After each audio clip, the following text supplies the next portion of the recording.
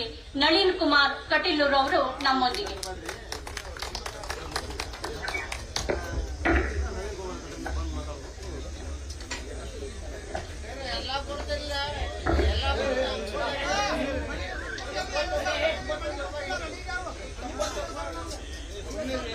बोलो भारत माता की, भारतीय जनता पार्टी की, भारतीय जनता पार्टी की, भारतीय जनता पार्टी की धिक्कार धिक्कार धिक्कार धिक्कार धिक्कार धिक्कार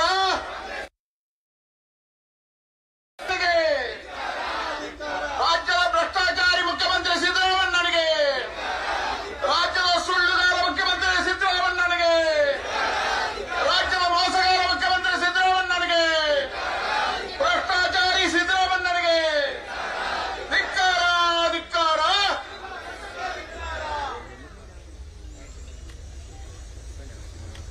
ಈ ಜನಾಕ್ರೋಶ ಯಾತ್ರೆಯ ನೇತೃತ್ವವನ್ನು ವಹಿಸಿರುವ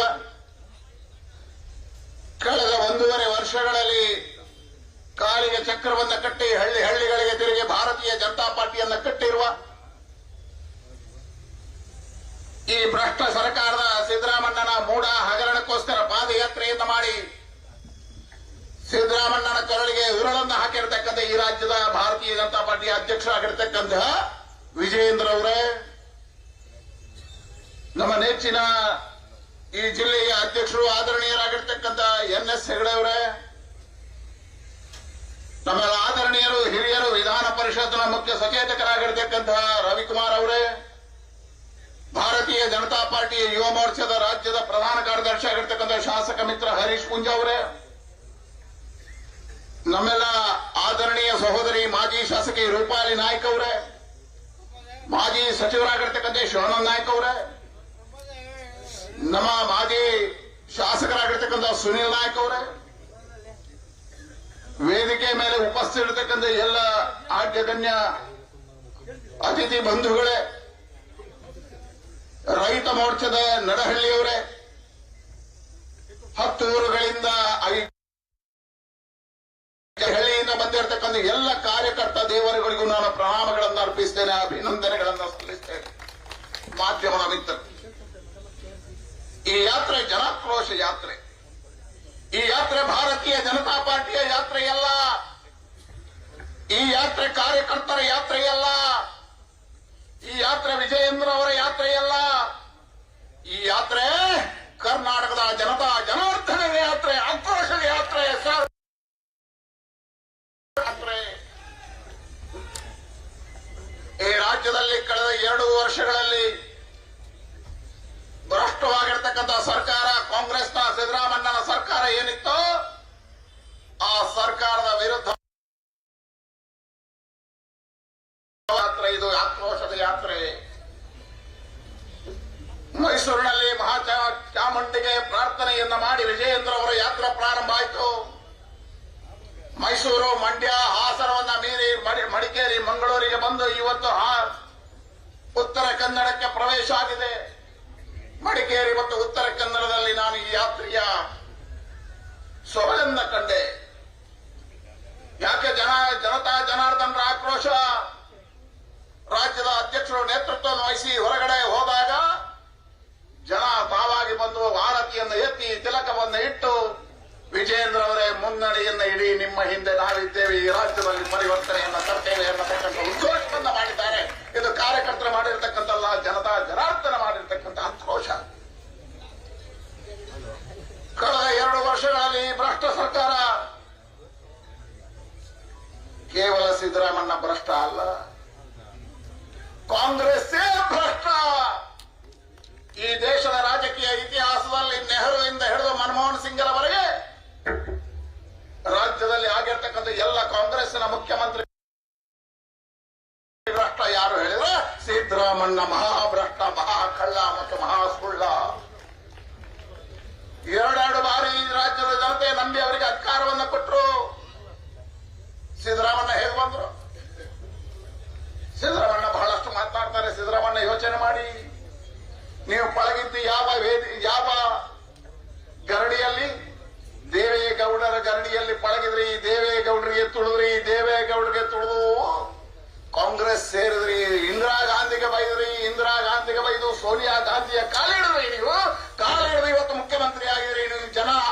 ಜನತಾ ಜನಾರ್ದನ ನಿಮಗೆ ಮತ ಹಾಕಲ್ಲ. ಸೋನಿಯಾ ಗಾಂಧಿಯ ಕಾಲಿಡಿದು ನೀವು ಮುಖ್ಯಮಂತ್ರಿ ಆದವರು, ಸೋನಿಯಾ ಗಾಂಧಿಯ ಕಾಲಿಡಿದು ಮುಖ್ಯಮಂತ್ರಿ ಆದವರು. ಇವತ್ತು ಮಾತನಾಡ್ತೀರಿ ನೀವು. ಎರಡೆರಡು ಬಾರಿ ನಿಮಗೆ ರಾಜ್ಯದ ಜನತೆ ಅವಕಾಶಗಳನ್ನ ಕೊಟ್ಟರು. ಕಳೆದ ಬಾರಿ ನೀವು ರಾಜ್ಯದ ಮುಖ್ಯಮಂತ್ರಿ ಆಗಿರ್ತಕ್ಕಂಥ ಕಾಲಘಟ್ಟದಲ್ಲಿ ನಾವು ಕಂಡಿದ್ದೇವೆ. ನಾನು ಇವತ್ತು ಈ ದೇಶದ ಪ್ರಧಾನಮಂತ್ರಿ ನರೇಂದ್ರ ಮೋದಿಗೆ ಅಭಿನಂದನೆ ಸಲ್ಲಿಸ್ತೇನೆ. ಈ ರಾಷ್ಟ್ರ ಜಗತ್ತಿನ ಅತಿ ದೊಡ್ಡ ಭಯೋತ್ಪಾದಕ ರಾಣ ನನ್ನ ಕೆಲಸವನ್ನ ಮಾಡಿದ್ದಾರೆ. ನೀವೇನು ಮಾಡಿದ್ರಿ? 2 ಬಾರಿ ಅವಕಾಶಗಳು ಸಿಕ್ಕಾಗ ಯೋಚನೆ ಮಾಡಿ. ಶೃಂಗೇರಿಯಲ್ಲಿ ಪೊಲೀಸರ ಗುಂಡಿಗೆ ಬಲಿಯಾಗಿರ್ತಕ್ಕಂತಹ ಗೋಹಂತಕನ ಮನೆಗೆ ಹೋಗಿ ಬಿರಿಯಾನಿ ಮತ್ತು ಹಣವನ್ನ ಕೊಟ್ಟಿರ್ತಕ್ಕಂಥ ಮುಖ್ಯಮಂತ್ರಿ ನೀವು. ಈ ರಾಜ್ಯದಲ್ಲಿ 2,000 ಜನ SDPI PFI ಹಿಂದೂ ಕಾರ್ಯಕರ್ತರ ಮೇಲೆ ಹಲ್ಲೆ ಮಾಡಿರ್ತಕ್ಕಂಥ ಜೈಲಲ್ಲಿರ್ತಕ್ಕಂಥ ಆರೋಪಿಗಳನ್ನ ಬಿಡುಗಡೆ ಮಾಡಿರ್ತಕ್ಕಂಥ ನೀಚ ಮುಖ್ಯಮಂತ್ರಿ ನೀವು. ಹಿಂದೂ ಸಮಾಜಕ್ಕೆ ಆಘಾತವನ್ನ ಮಾಡಿರ್ತಕ್ಕಂಥ ಮುಖ್ಯಮಂತ್ರಿ ನೀವು. ಈ ರಾಜ್ಯದಲ್ಲಿ ಕಳೆದ ಬಾರಿ ನೀವು ಅಧಿಕಾರದಲ್ಲಿರ್ತಕ್ಕಂಥ ಸಂದರ್ಭದಲ್ಲಿ 22 ಜನ ಹಿಂದೂ ಕಾರ್ಯಕರ್ತರ ಹತ್ಯೆ ಆಯಿತು. ನಿಮ್ಮ ಕಣ್ಣಲ್ಲಿ ಕಣ್ಣೀರು ಬಂದಿಲ್ಲ.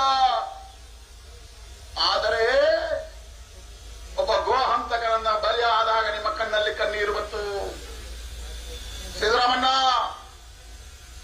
ಈ ರಾಜ್ಯದಲ್ಲಿ ಕಳೆದ ಬಾರಿಯ ಅಧಿಕಾರದ ಅವಧಿಯಲ್ಲಿ 3,000 ಜನ ರೈತರ ಆತ್ಮಹತ್ಯೆ ಮಾಡಿಕೊಂಡ್ರು. ಕಳೆದ ಅವಧಿಯಲ್ಲಿ ಈ ರಾಜ್ಯದಲ್ಲಿ 22 ಜನ ಹಿಂದೂ ಕಾರ್ಯಕರ್ತರು ಹತ್ಯೆಗೆ ಬಲಿಯಾದರು. ಈ ರಾಜ್ಯದಲ್ಲಿ 3 ಅಧಿಕಾರಿಗಳು ಕಳೆದ ಬಾರಿ ಆತ್ಮಹತ್ಯೆ ಮಾಡಿಕೊಂಡ್ರು. ನಿಮ್ಮ ಅಧಿಕಾರ ಹತ್ಯೆಗಳು ನಡೆದು ನರಹತ್ಯೆಗಳು ನಡೆಯಿತು. ಈ ಬಾರಿ ಅಧಿಕಾರವನ್ನು ಪಡೆದಾಗ ನೀವು ಭ್ರಷ್ಟಾಚಾರದಲ್ಲಿ ಮುಳುಗಿದ್ರಿ. ಈ ರಾಜ್ಯದಲ್ಲಿರ್ತಕ್ಕಂಥ ಮೂಡಾದ ಹಗರಣ, ಮೈಸೂರಿನಲ್ಲಿ ಹಗರಣ, ಬಹಳ ದೊಡ್ಡದಾಗಿರ್ತಕ್ಕಂಥ ಹಗರಣದಲ್ಲಿ ನೀವು ಬಲಿಯಾದ್ರಿ. ಇವತ್ತು ರಾಜ್ಯದಲ್ಲಿ ಮೊದಲ ಬಾರಿಗೆ ನಿಮ್ಮ ಸಚಿವ ಒಬ್ಬ ಹಗರಣದೊಳಗೆ, ವಾಲ್ಮೀಕಿ ಹಗರಣದೊಳಗೆ ಜೈಲಿಗೆ ಹೋದ್ರೆ ನಿಮಗೆ ಮಾನ ಮರ್ಯಾದೆ ಇದ್ರೆ ರಾಜೀನಾಮೆ ಕೊಟ್ಟು ತೊಲಗಬೇಕಿತ್ತು. ನಿಮ್ಮ ಮಂತ್ರಿ ಮಂಡಲದ ಒಬ್ಬ ಸದಸ್ಯ, ನಿಮ್ಮ ಹೆಸರು ಬಂದಿದೆ ವಾಲ್ಮೀಕಿ ಹಗರಣದಲ್ಲಿ. ಇವತ್ತು ನೀವು ಅಧಿಕಾರ ನಡೆಸ್ತೀರಲ್ಲ.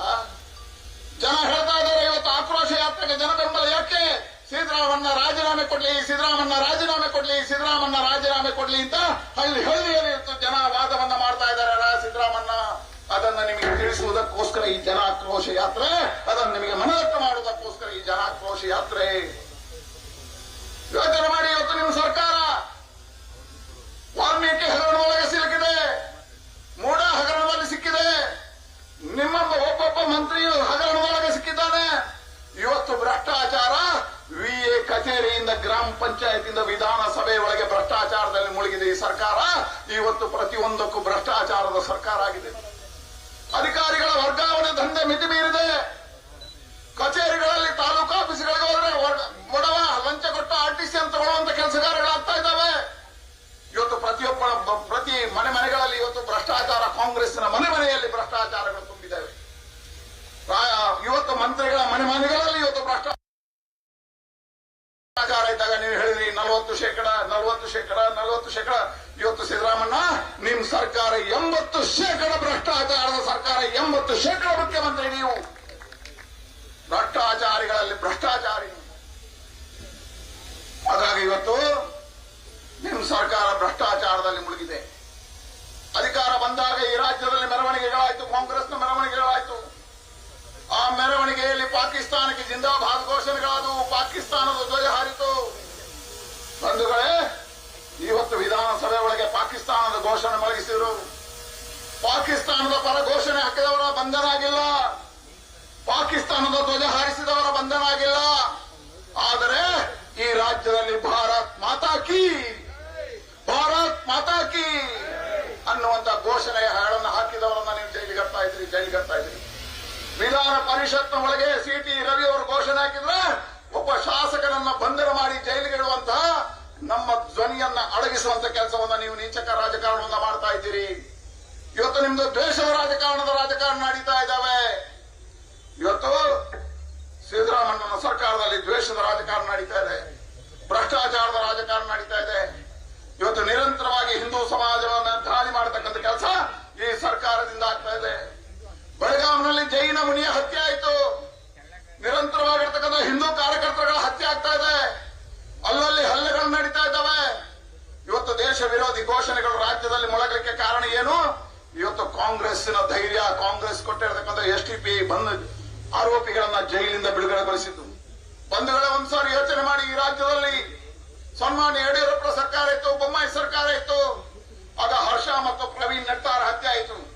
ಬಂಧುಗಳೇ, ಪ್ರವೀಣ್ ನೆಟ್ಟಾರ ಹತ್ಯೆಗೆ ಉತ್ತರವಾಗಿ PFI ನಿಷೇಧ ಮಾಡಿದ್ದು ಭಾರತೀಯ ಜನತಾ ಪಾರ್ಟಿಯ ಸರ್ಕಾರ. ಇವತ್ತು 400 ಜನ PFI ಅವರನ್ನ ಬಂಧನ ಜೈಲಿನೊಳಗಿಟ್ಟಿದೆ, ನಮ್ಮ ಸರ್ಕಾರ ಜೈಲಿನೊಳಗಿಟ್ಟಿದೆ. ಇಡೀ ದೇಶದಲ್ಲಿ PFI ಅನ್ನು ನಿಷೇಧ ಮಾಡಲಾಗಿದೆ.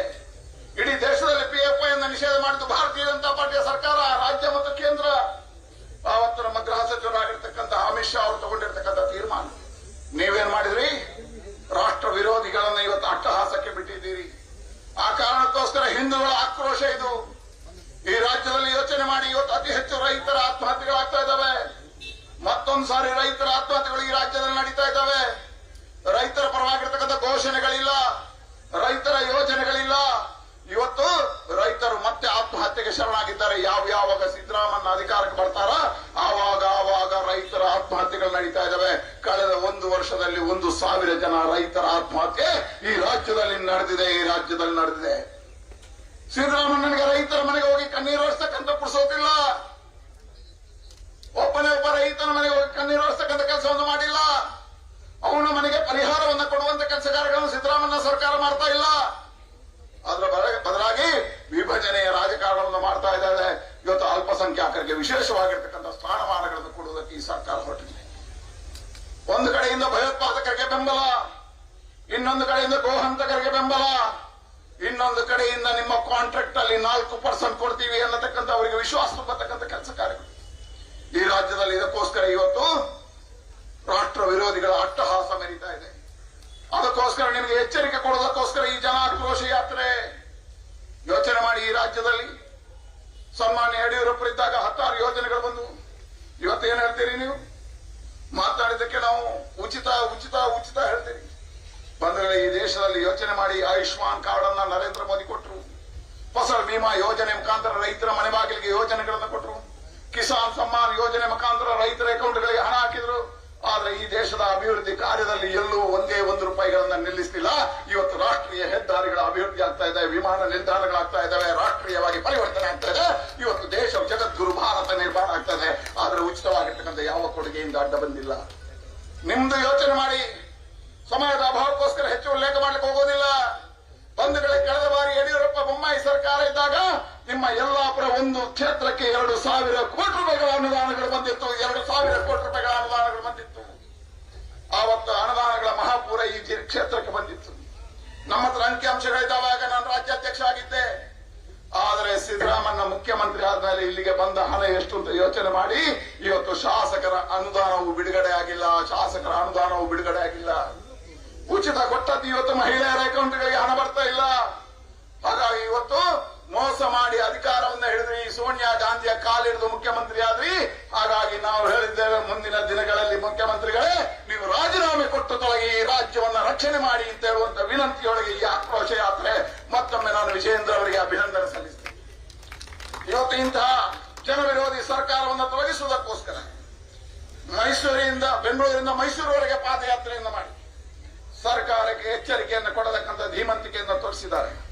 ಇವತ್ತು ಮತ್ತೊಮ್ಮೆ ಇಡೀ ರಾಜ್ಯದಲ್ಲಿ ಪ್ರವಾಸವನ್ನು ಮಾಡಿ ಭಾರತೀಯ ಜನತಾ ಪಾರ್ಟಿ ಮುಖಾಂತರ ಜನಾಕ್ರೋಶ ಯಾತ್ರೆಯನ್ನು ಸೇರಿಸಿ ಜನರ ಭಾವನೆಗಳನ್ನ ಸರ್ಕಾರಕ್ಕೆ ತಲುಪಿಸುವಂತ ಕೆಲಸವನ್ನು ಮಾಡ್ತಾರೆ. ಏನಾದ್ರೂ ಮಾನ ಮರ್ಯಾದೆ ಇದ್ರೆ ಸಿದ್ದರಾಮಯ್ಯ ರಾಜೀನಾಮೆ ಕೊಟ್ಟು ತೊಲಗಿ, ನಿಮ್ಮ ಗೌರವವನ್ನು ಉಳಿಸಿ ಅಂತ ಹೇಳ್ತಾ ನಾನು ಈ ಕಾರ್ಯಕ್ಕೆ ಶುಭವನ್ನು ಹಾರೈಸ್ತೇನೆ. ವಿಜಯೇಂದ್ರ ಅವರಿಗೆ ಅಭಿನಂದನೆ ಸಲ್ಲಿಸ್ತೇನೆ.